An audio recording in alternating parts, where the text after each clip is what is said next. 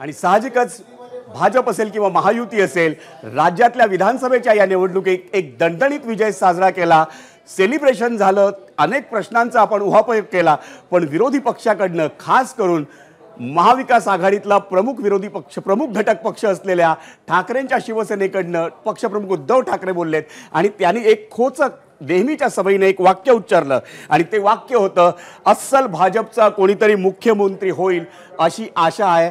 कदाचित एकनाथ शिंदेंच्या मुद्द्यावरून त्यांनी ते वाक्य उच्चारलं असेल, पण त्यानंतरच लगेच आमच्या रिपोर्टरनं बातमी दिली आहे, सूत्रांची बातमी आहे ती म्हणजे या नव्या सरकारचा जो मुख्यमंत्री पदाचा चेहरा जो असेल तो भाजपचा असेल. राजीव, याच्यावरती तुझी प्रतिक्रिया?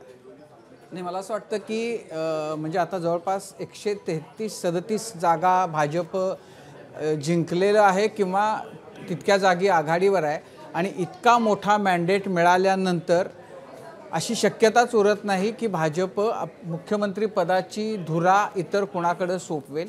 आणि ज्यांच्या नेतृत्वामध्ये गेल्या 3 निवडणुका सातत्यानं भाजपनं जिंकल्या त्या देवेंद्र फडणवीस यांच्याचकडं ती जबाबदारी सोपवली जाईल अशी सगळ्यात मोठी शक्यता आहे.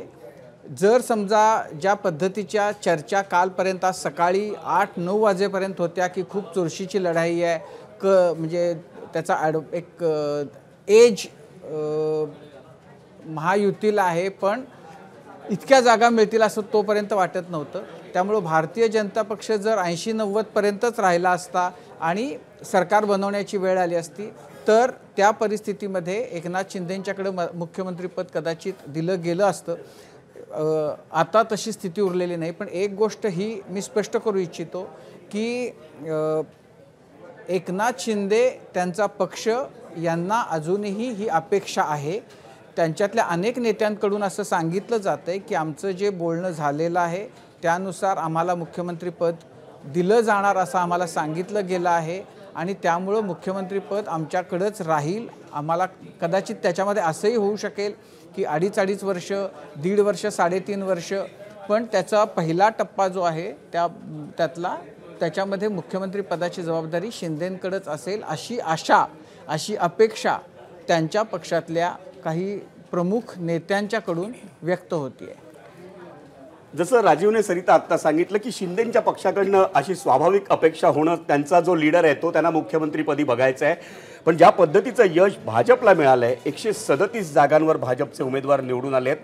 आणि दुसरी महत्त्वाची गोष्ट अशी आहे की कार्यकर्त्यांचा दबाव आता असेल. मागच्या वेळेला राजकारण होतं आणि त्या राजकारणामुळे कदाचित मुख्यमंत्रीपदाची खुर्ची ही शिंदेंकडे गेली.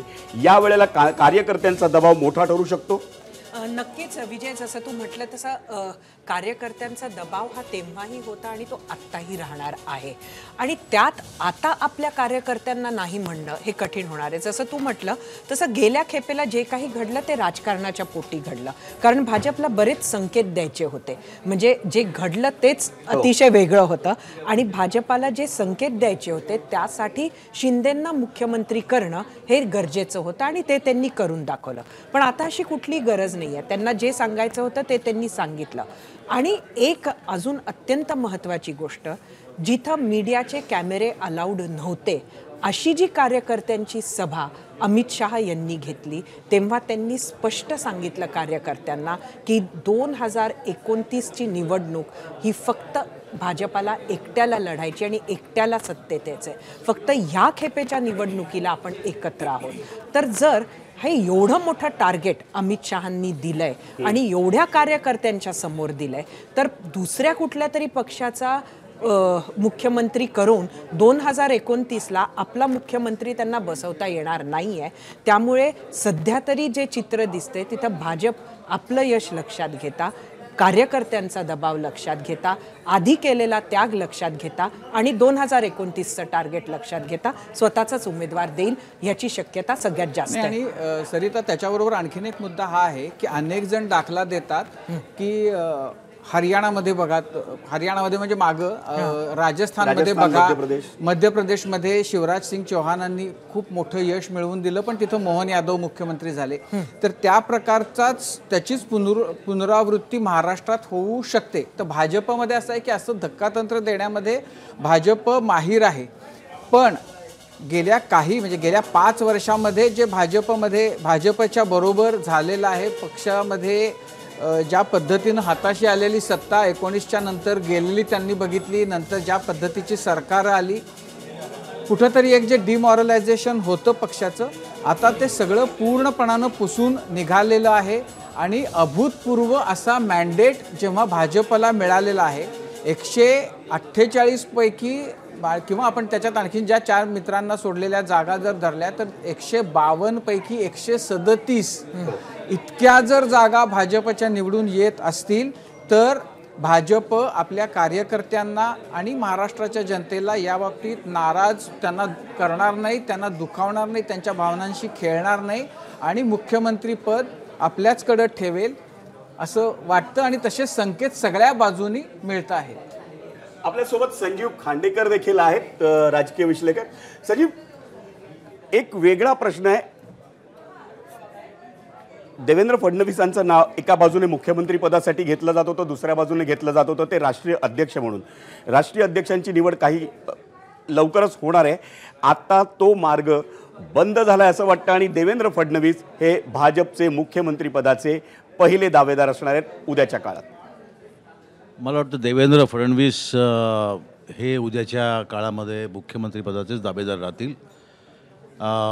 सर्व दृष्टीने त्यांनी जर विचार केला तर त्यांच्याही लाँग टर्म करिअरसाठी त्यांना मुख्यमंत्री इथे असणं राहणं हे जास्त महत्त्वाचं ठरेल. आणि ही जी भाजप अध्यक्षपदाची गोष्ट जी आहे ती आणखी 2-1 वर्षांनी पुन्हा येऊ शकते, त्यामुळे त्याच्याकडे ते आत्ता लक्ष देणार नाहीत. किंबहुना आत्ता संबंध भारतीय जनता पार्टीच्या कार्यकर्त्यांच्यामध्ये जो उत्साह आहे आणि त्यांना स्वतःला देवेंद्र फडणवीस हा आपला एकमेव महाराष्ट्रामधला मुख्य नेता आहे असं वाटतं. त्यांच्या लिडरशिपखाली सिंगल हँडेडली भाजपने यावेळी निवडणूक लढवलेली होती आणि त्यामुळे ते मुख्यमंत्री व्हावेत असं भाजपच्या कार्यकर्त्यांना वाटणं हे स्वाभाविक गोष्ट आहे. दुसरा भाग असा आहे की गेल्या 5 वर्षामध्ये आता राजीव खांडेकरांनी जसं सांगितलं की भाजपने मोठा अनुभव घेतलेला आहे. प्रथम शिवसेना महाविकास आघाडीचं सरकार होतं आणि त्यानंतर मुख्यमंत्री जे झाले ते शिंदे होते आणि त्या शिंदेंच्या मुख्यमंत्रीपदाच्या कारकिर्दीत देखील भाजपच्या अनेक कार्यकर्ते खाजगीमध्ये असं ओपनली बोलायचे की आम्हाला हे बाहेरचे लोक नको आहेत, आमचा पक्ष मोठा आहे, आमच्या प्रेरणा वेगळ्या आहेत, आमची डिसिप्लिन वेगळी आहे, शिस्त वेगळी आहे, त्यामुळे आम्हाला आमच्या पक्षातला नेता हवा हे अनेक लोक सांगत असत. आणि त्यामुळे या सगळ्या गोष्टींचा जर विचार केला आणि with this kind of a mandate of 133 मला असं वाटतं की भाजप फडणवीसांनाच पुन्हा मुख्यमंत्री करेल. एक खरं आहे सरिता मॅम, अगदी खरं आहे. एकंदरीतच भाजप कार्यकर्ते आणि त्याचबरोबर जो निकाल लागलेला आहे तो पाहता मुख्यमंत्री हा भाजपचाच होणार अशा पद्धतीचे संकेत सुद्धा आता थेट मिळत आहेत. एबीपी माझा, उघडा डोळे बघा नीट.